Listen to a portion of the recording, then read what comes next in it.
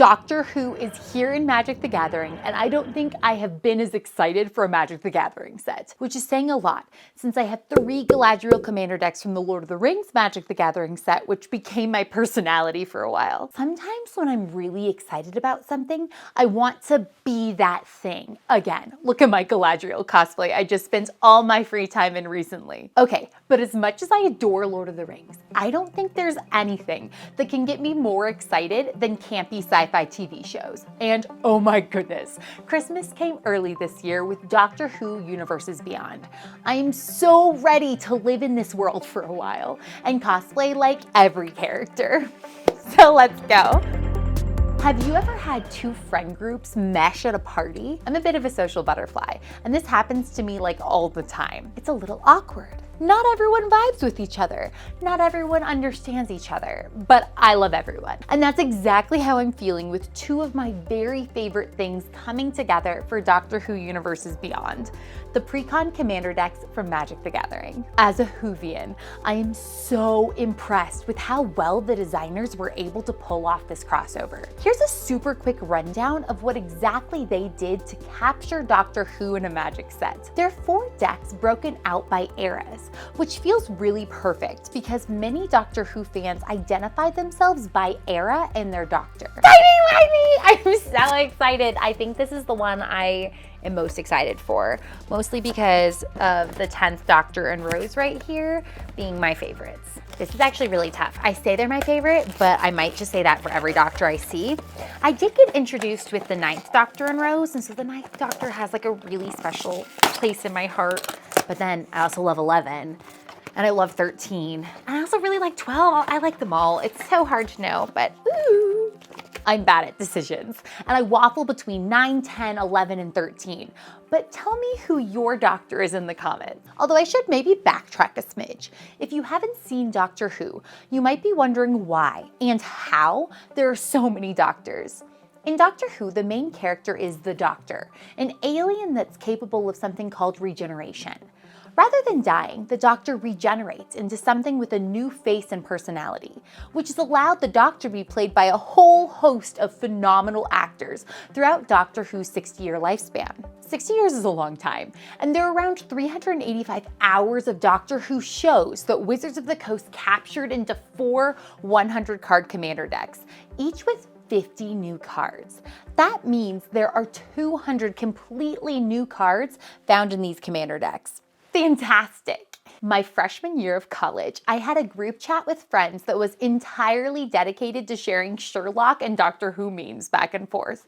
Now, this was before I got super into cosplay, and so while I have a few photos that hint towards my love of Doctor Who, I feel reinvigorated to make all the Doctor Who cosplays. So let's see how many Doctor Who cosplays I can make this week with just things already in my house, or the Doctor Who costumes I already started and plan to make for Command Fest Portland. Take the new Clara card, for instance. Her card was previewed on Tuesday, and I was like, let's go. By that afternoon, I was raiding my closet, recreating the card, and I actually feel like it came together. Why are they like perfect already? I'm like serious. My Missy cosplay, on the other hand, was premeditated. I planned at least a little bit and ordered trim to sew onto the coat I wanted to upcycle, and I had a general idea of how I would get the look together before this week. More than a day of planning? Honestly, that's pretty good for me. With every deck having 50 new cards, this is the most new cards of any Commander Precon series. It's almost a new MTG set worth of cards. There are so many cosplay options! This also means there are fewer reprints in each deck, although there are some notable reprints I'll highlight. So let's jump into the decks in chronological order and the mini cosplay looks I'm putting together. Allons-y! The Blast from the Past Precon covers classic era Who and has Doctors 1 through 8. First Doctor, Second Doctor, Third Doctor, Fourth Doctor's up here, 5th, 6th, 7th, 8th. This card. I want to win with Gallifrey Stands. I want to win with this card. There's a ton of legends, sagas that highlight episodes for each doctor, lots of artifacts, and tons of possibilities for who can lead your deck. This is mechanically such a cool deck. Oh my gosh, all of the sagas. So every doctor has a saga that talks about kind of an important story beat for them or an important episode. And I love sagas. And so having a focus on sagas is just amazing. And sagas are so good at telling stories and they're perfect. There are 8 legendary doctors and 11 companions that can pair with them, and 1 legendary creature with a Bant color identity for a total of 42 possible commander and commander pair options in the Bant color identity to lead this deck. What is the meaning of life, the universe, everything? This deck, I guess? Unless you're willing to change the color identity of the deck.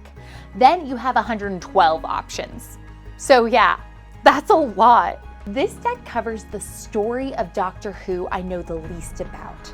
I know many of the characters, especially ones like Sarah Jane, that come back to New Who, and there are definitely moments and story beats I'm familiar with, and I'm blown away by how well those characters and story beats are captured in these cards.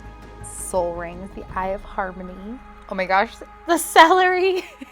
Also, the talismans being reprinted is great. Now, this deck surprised me. I was over the moon excited for the other 3 decks from the moment they were announced. And while I was excited for this deck, I did not anticipate it becoming one of my regularly played decks.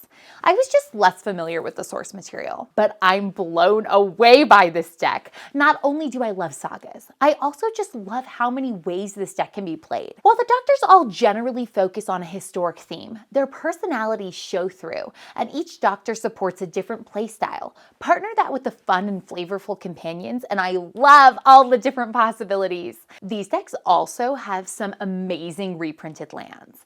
We have the Modern Horizon Sacrifice lands and the Midnight Hunt and Crimson Vow lands that enter the battlefield untapped if you control 2 or more lands. I've played all the decks a few times, and I think these are some of the best mana bases I've seen in Precon decks. Let's time travel to the next era.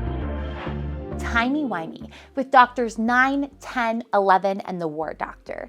This deck covers the most popular era of the show. This is because this is the Doctor Who that many people, including me, got into Doctor Who. Bow ties are cool. Everybody lives. This card feels busted, but I will say this is one of my favorite moments in Doctor Who, and this was the first episode of Doctor Who I ever saw. My friends showed me this episode to get me into Doctor Who. This is The Empty Child, and it's with Nine and Rose, and it's haunting and amazing and literally why I'm into Doctor Who. And so I want to put this card everywhere, both because it's good and because it's my favorite. This deck's time counter theme is my favorite mechanic. It's a totally new theme with new time counter cards and reprints. And while it may be a little hard to wrap your head around at first, I've had the chance to play this deck a few times. And after staring at my cards and reading them all about 10 times, it feels both completely thematic to Doctor Who and incredibly fun and powerful. I love the use of time counters, and the time travel mechanic helps speed up the removal of time counters off suspended cards and slows down vanishing cards, letting you keep them around a little longer. I felt like a time lord playing this deck. There are 4 doctors in this deck and 4 companions: Rose, Martha, Donna, and Amy, in a variety of colors. Martha, I am obsessed. I love Martha. There are also 2 Jeskai legendary cards, Kate Stewart and the Face of Bo. Amy is also partners with Rory, and together they can lead your deck. While you could build your own deck with a different color identity, with the Jeskai color identity, there are 8 possible combinations. But something of note, Clara also traveled with the 11th Doctor, and while she comes in the Paradox Power deck, her doubling ability would work perfectly with any of the 4 doctors in this deck as well, especially because you can pick what color she is before the game. So if you stick her in this timey-wimey deck, there are 4 more possibilities as well. Rose has always been one of my very favorite Doctor Who characters, so I knew that I wanted to cosplay her. I threw together Rose Tyler and the 9th Doctor inspired looks from the episode Father's Day for one of my preview card announcement videos. And I also wanted to recreate her card art. I had a perfect shirt in my closet and then was able to turn this brown coat purple in Photoshop, and I'm in love with the results. The Doctor and Rose! I'm already probably 99% sure this is how I'm going to pilot my deck most of the time. I loved playing this deck with the Face Commanders Rose and the 10th Doctor. Rose's ability to get bigger based on the number of cards you own with time counters, and the 10th Doctor's ability to suspend cards from off the top of your deck synchronize perfectly together, which makes sense since Rose is his precious girl. However, I also adore Amy Pond's ability, which lets you remove time counters from a suspended card when she deals combat damage, and how it synergizes with the 11th Doctor, who can make a creature with power 3 or less unblockable, and can also give cards from your hand suspend. The 11th Doctor. This is another one of my favorite Doctors. And I simply love that the 9th Doctor gives you 2 upkeeps, which can really speed up getting your suspended cards out onto the field. The mini combinations feel fresh and fun. And I would be remiss if I didn't at least touch on the War Doctor. This is mechanically such an amazingly cool card, and I'll be honest, I'm super drawn to it. I also just really loved the 50th anniversary of Doctor Who, and so I'm definitely interested in building around this card. The War Doctor. Okay, I saw the 50th anniversary of Doctor Who in theaters, and phenomenal. And his performance in particular, it's just amazing. And this card feels broken good, and I want to put it in Joda, and I love it. Now to the current era of Doctor Who. Paradox Power covers the 12th, 13th, and Fugitive Doctor. I love both the 12th and 13th Doctors so much, and I also really love the engine building found in this deck. This deck is all about paradox and casting spells from places other than your hand with things like Foretell, Flashback, Adventure, and even casting your commanders from the command zone. Both the Face Commander, the 13th Doctor, and the 12th Doctor enable some really fun engine building strategies, and I enjoyed the puzzle of setting up and getting my value engine going when playing this deck. We have 3 Doctors and 6 companions in this deck, as well as Madame Vastra and Jenny, who are partners that can lead your deck, and the Timur legendary Me the Immortal, who can also lead your commander deck. There are 9 legal pairings in this deck. Clara can partner with any of the 3 Doctors. There are 4 red companions, Bill, Ryan, Yasmin, and Dan, who can all partner with the 13th Doctor. Graham, who's green, can also partner with the 12th Doctor. And finally, Nardole, who's blue, and can partner with the Fugitive Doctor. I already knew I'd be cosplaying the 13th Doctor because I love her, and Madame Vastra. This was probably the most impulsive look I put together, but it came together, I guess. I'm no longer green, so now it's time to put back on some makeup that matches my skin tone. I'm gonna try to recreate some more of these Doctor Who characters. Let's go! There's so many really fun cards in the deck, and I think that the value the deck can generate is crazy. A notable reprint is Carpet of Flowers, which depicts art from the episode Demons of the Punjab, which is a wonderful episode with the 13th Doctor. All of the cards in these decks are stunning, and I love reading the flavor text and looking at the art. Now to our infamous Masters of Evil, the Villains deck. Unlike the other 3 decks that cover a specific time period, this deck stretches through the entire history of Doctor Who. This deck feels like a bad guy. In the games I've played with it and against it, it immediately became an enemy and lived up to the reputation of the cards. Jesus, this tape is strong too. So we've known each other since high school, and you know, since the Master and the Doctor were friends from school, that fits, right? That was so long ago. It's been a minute. I think you were in college. I was in high school. No, you were in high school too. Yeah, you were in high school. Yeah, we were both in high school. I was in my senior year of high school, but I was still in high school. I was not, but we were close. It has a group slug theme with an artifact sub-theme seen in many of your Daleks and Cybermen. Your villains can get Myriad to hit all your opponents at once. You can drain all your opponents at once, or you can make all your opponents pick between 2 bad choices with villainous choices. And it really does feel like you are the villain in the pod. I knew I needed to cosplay my favorite Doctor Who villain, Missy. I'm gonna be upcycling this dress. Or jacket, coat thing. It looks really close and is almost perfect for my Missy cosplay. It just needs to be a different color and have some black trim. And so I'm gonna tie it here and then add the black trim, and hopefully this goes well.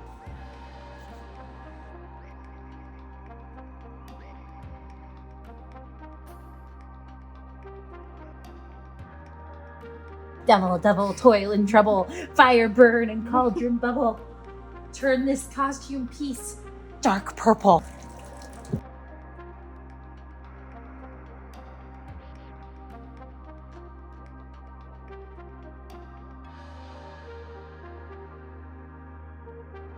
There are 6 different Grixis legendaries you can choose from to lead your villain's deck, and I think this deck might have the most individually, generally appealing cards. I got to preview 3 cards from this deck: Cyberman Patrol, Cyberman Squadron, and Time Reaper, and honestly all 3 cards are crazy cool. I love the mechanics of the Cybermen and how you can take an opponent's card, flip it over, and it becomes a 2/2 Cyberman. This perfectly represents the complete loss of identity of that card as it becomes converted.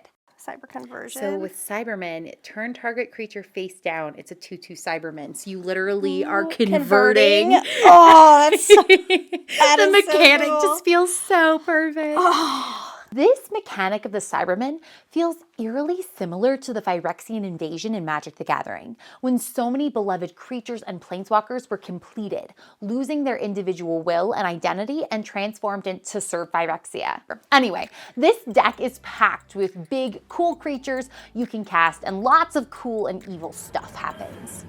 Let's briefly pause for a moment and chat about Plane Chase. The Plane Chase cards include like iconic locations, events, things from the story. All of the planes in this set feel so incredibly flavorful, and I love all of the locations that they depict from Doctor Who.